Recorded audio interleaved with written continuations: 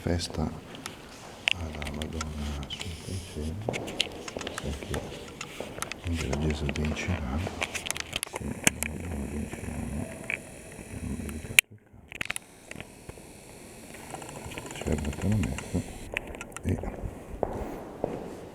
salutiamo questa chiesa che appunto nella nostra città è dedicata appunto a Maria Assunta.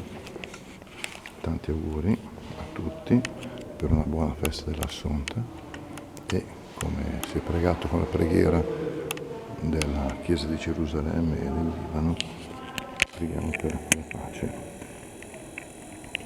in Terra Santa, in tutto il mondo.